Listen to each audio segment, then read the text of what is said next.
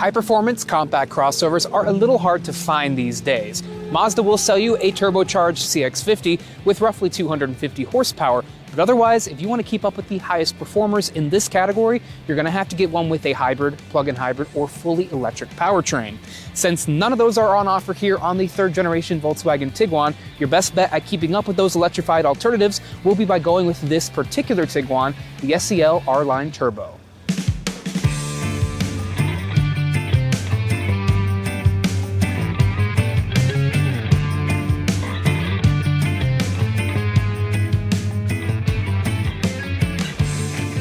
The Tiguan Turbo uses the same basic 2-liter 4-cylinder engine as the lower trim levels. Those models put out 201 horsepower and 207 pound-feet of torque, but in the SEL R-Line Turbo trim, the 2-liter engine receives a larger turbocharger and a lower compression ratio, among other enhancements that push those numbers into the upper 200s. Power is routed through a familiar 8-speed automatic transmission via either front-wheel drive or Volkswagen's 4Motion all-wheel drive system. The Turbo's horsepower and torque figures reach a level higher than what you'll find even in the GTI hot hatch, but of course not the loftier Golf R.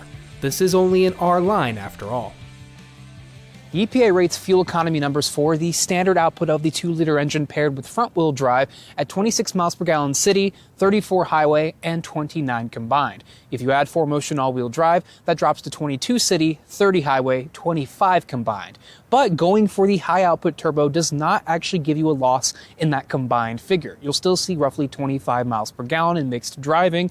Depending on your driving lifestyle and routines, you might not see quite the drop in efficiency you would normally expect of a higher performer like this, and that's especially true considering that this engine, regardless of output, only requires regular unleaded fuel. In this top-of-the-line SEL R-Line Turbo trim, you are treated to the most luxurious cabin on offer in the Tiguan lineup, though there is a lot to like about the basic functionality of this interior, no matter which trim level you go for. The front seats fit my 5'9" frame like a glove, giving me loads of headroom and really nice touch points all around. The base Tiguan S trim sees heated 6-way manually adjustable cloth-trimmed front seats, while the middle 2 trims add an 8-way power adjustable driver's seat with lumbar and leatherette surfaces.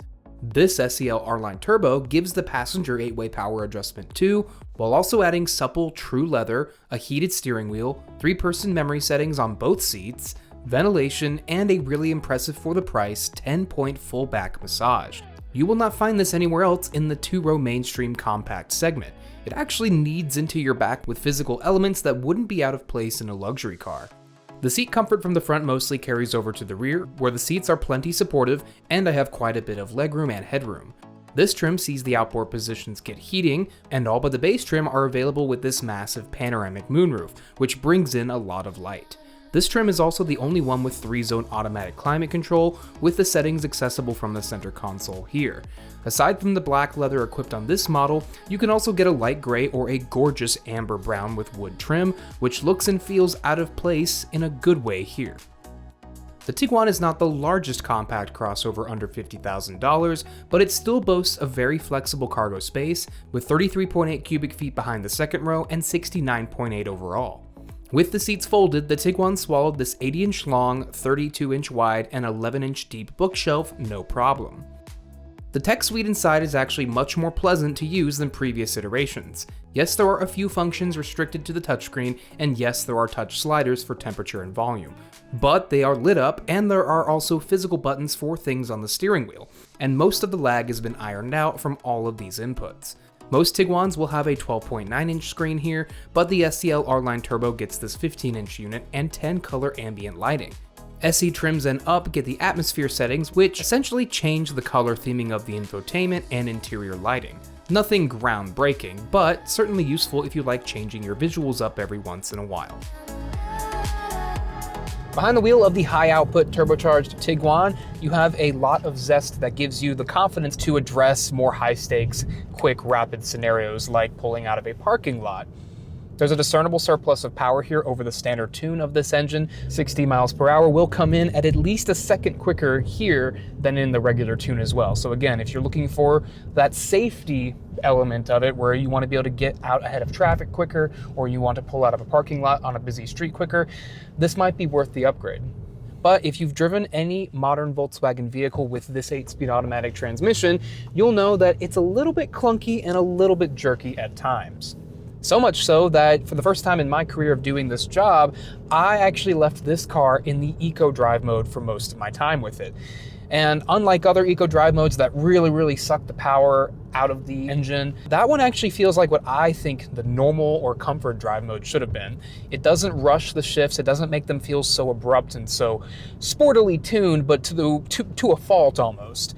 It actually puts everything right where I would want it for regular daily driving, and I wish they had done that for the comfort mode. Now, if you put it into comfort or sport, that's going to give you that very German, almost DCT transmission feel, the very quick shifts. You're going to feel a lot of head tossing and a lot of jerkiness when you push it harder. So if that's something you're not after, leave it in the Eco Drive mode, but if that is why you went and got a Tiguan, then obviously leave it in the regular drive modes.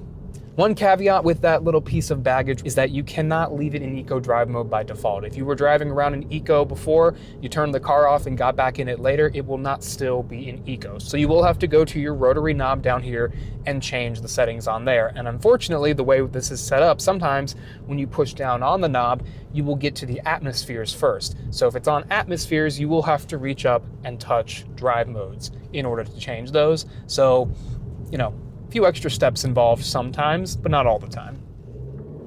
You'll certainly hear the sound of the Tiguan's 2-liter 4-cylinder engine under hard acceleration, no matter if you go for the turbo model or not.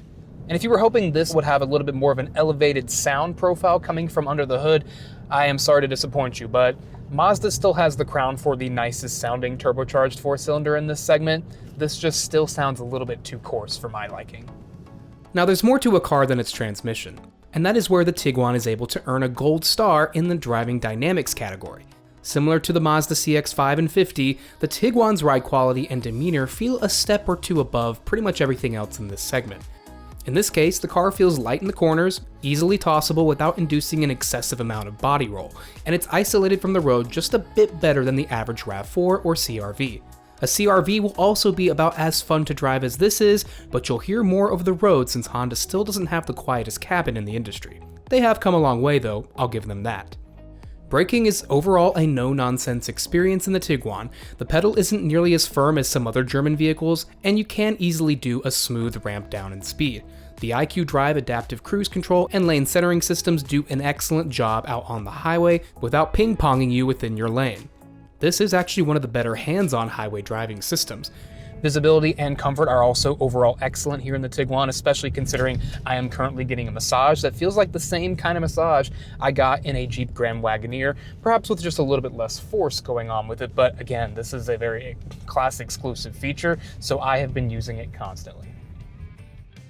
The Tiguan lineup has an approachable low end, but a competitive upper end, as seen in this R-Line Turbo. Starting around $31,000 for the front-wheel drive S trim, it sits in line with the hybrid competition like the all-hybrid Toyota RAV4, but gas competitors like the aforementioned Mazdas and Hyundai's larger Tucson will undercut this.